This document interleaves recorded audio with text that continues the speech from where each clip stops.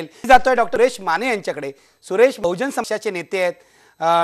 सुरेश जी, मला सांगा, आता जे म्हणाले कॉम्रेड कांगो की दलितांसाठी, जगभरच्या पीडितांसाठी हा एक सन्मानाचा दिवस आहे, तुम्हाला असं वाटतं का?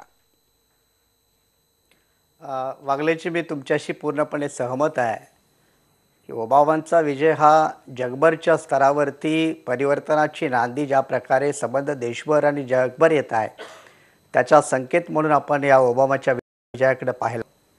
दुसरी गोष्ट अशी की सुदृढ लोकशाहीसाठी उपेक्षित समाज घडपर्यंत त्या राजकीय व्यवस्थेमध्ये समावेश होत नाही तोपर्यंत ते बलशाली राष्ट्र अशा प्रकारची मांडणी देखील आज ओबामाने या ठिकाणी केलेली आहे।